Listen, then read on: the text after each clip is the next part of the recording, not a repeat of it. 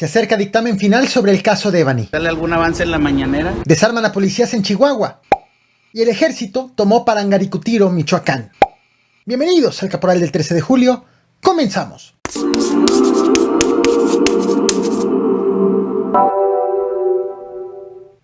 Del 28 de julio al 7 de agosto se realizarán los campeonatos mundiales de taekwondo en Bulgaria.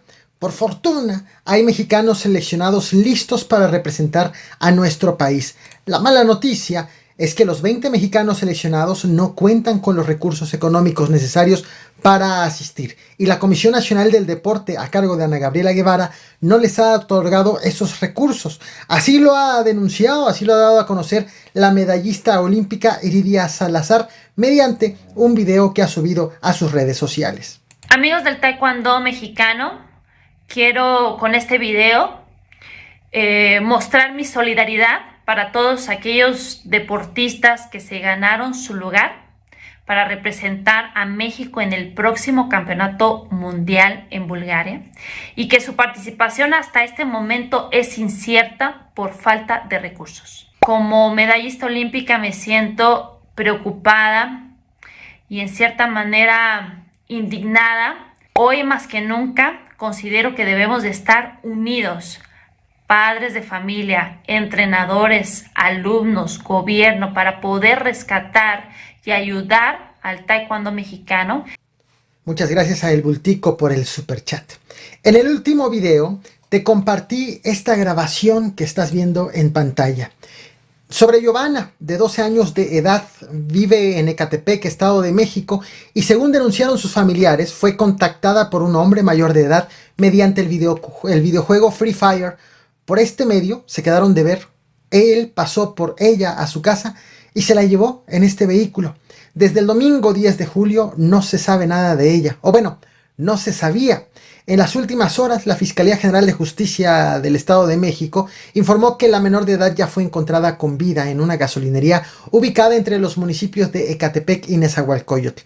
Ella le llamó por teléfono a su papá para decirle que está bien y que fuera a recogerla.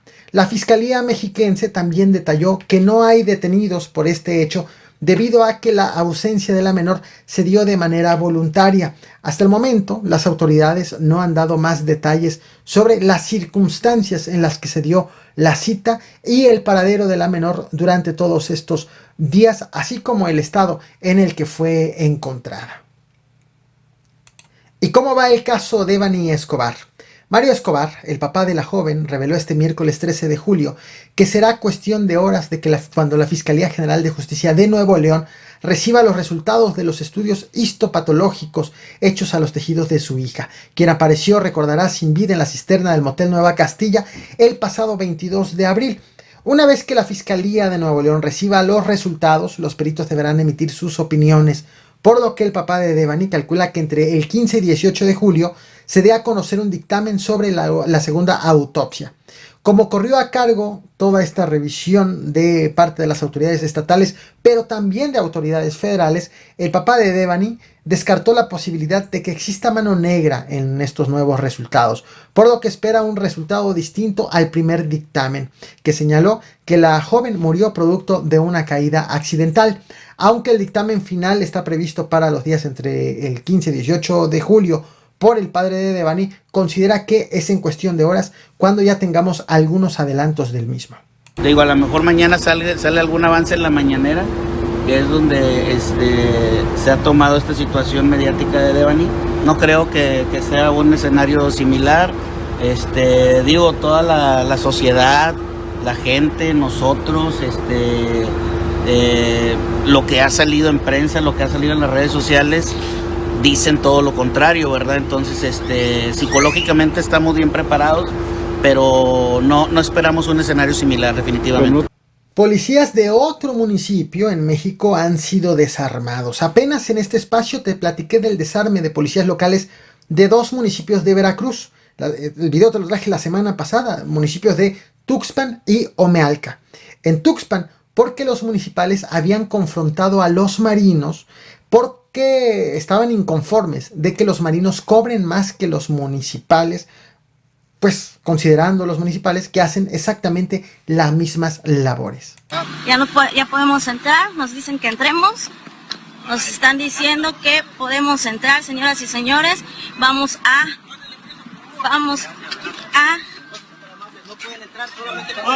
Pásale, por favor, pásale, por favor. ¿Por qué no podemos entrar? Pásale, por favor, pásale. Vamos a entrar. ¿Qué pasó? Aquí está grabado todo, aquí está grabado todo. Pásale, prensa. Pásale, prensa, Aquí está grabado todo. No nos querían dejar pasar, pero los elementos de la policía municipal. Y en el municipio de Omealca fueron relevados de sus cargos los agentes municipales, ya que habían sido contratados en otro municipio anteriormente, de los cuales habían sido destituidos por no haber acreditado los exámenes de control y confianza. ¿Qué ocurrió? Pues en Omealca decidieron recontratarlos tal cual como los habían despedido en el municipio vecino, es decir, sin cumplir con esos exámenes. Estos dos casos fueron de intervención de la Secretaría de Marina en la seguridad pública de estos dos municipios veracruzanos. Pero en lo que ocurrió hace unas horas, no fue un operativo de la Marina, sino de la Secretaría de la Defensa Nacional, del Ejército y de la Secretaría de Seguridad Pública del Estado. Además, no ocurrió en Veracruz, ocurrió en el estado de Chihuahua, entidad gobernada por la panista Maru Campos. Al municipio de Magurichi llegaron elementos federales y estatales para desarmar a policías municipales. Les quitaron 23 armas, 35 cargadores, 511 cartuchos. Justo lo que ves en pantalla en estos momentos es el momento del desarme. A los agentes les dieron 15 días para que regularicen su situación en la corporación. Solo hasta entonces podrán recuperar el armamento y garantizar su trabajo. Hace apenas unos minutos ha sido reportado un ataque a la Agencia Ministerial de Investigación Criminal en Caborca, en el estado de Sonora.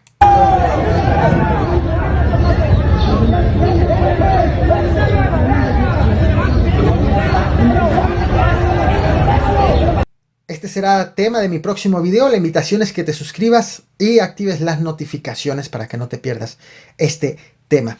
Un aviso importante, estoy por llegar ya al tema principal. En mi canal secundario, Vlogs de El Caporal, he habilitado la reproducción 24 horas con todo el contenido del Caporal, 24 horas ininterrumpidas los 7 días a la semana.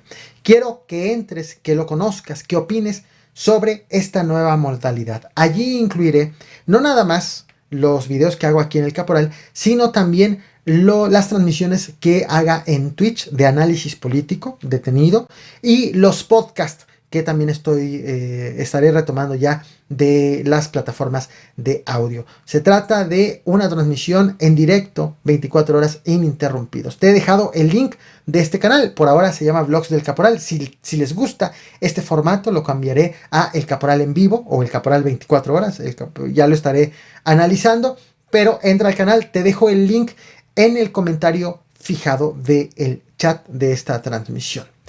El pasado 13 de junio te traje este video a este canal. Te muestro la imagen sobre el operativo hecho por el ejército en Nuevo San Juan Parangaricutiro, en donde fueron detenidas en aquella ocasión 12 personas, 8 de ellas por narcomenudeo y 4 en flagrancia por quemar vehículos y usarlos para obstruir vialidades. A los detenidos les aseguraron en aquella ocasión armas largas y cortas, cargadores, sustancias prohibidas. 3 meses antes, el 11 de marzo, hubo un enfrentamiento en el municipio en donde hombres armados impidieron el ingreso de un grupo rival. En ese episodio murieron 5 personas y hubo 32 personas detenidas. Nuevamente, Nuevo San Juan Parangaricutiro es noticia, pero ahora ya no por los civiles armados, sino por los policías desarmados. Alrededor de las 6 de la mañana de este miércoles 13 de julio, la carretera que comunica San Juan Parangaricutiro con Uruapan amaneció con vehículos atravesados puestos para bloquear el paso.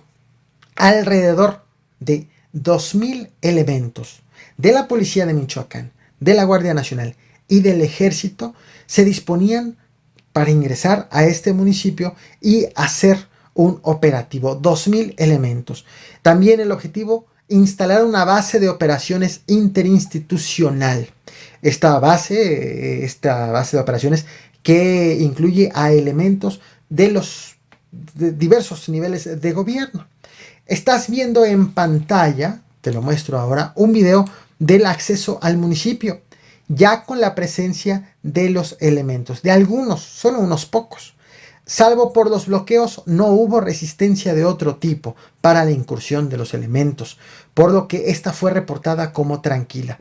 Los agentes caminaron en las calles de Nuevo San Juan, Parangaricutiro, mostrando sus armas largas principalmente y sus chalecos antibalas. La mayoría de los negocios decidió no abrir ante la incursión de las fuerzas federales y estatales por el temor ante un posible enfrentamiento, el cual por fortuna no hubo.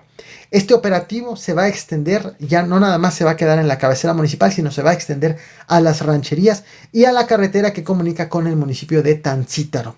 Te muestro un video de ese desfile, de esa incursión, de esa llegada de los elementos federales y estatales en las calles del municipio, en una toma, en un sitio que tiene como objetivo llevar paz a San Juan, Parangaricutiro. No olvides reventar el botón de like, compartir y suscribirte.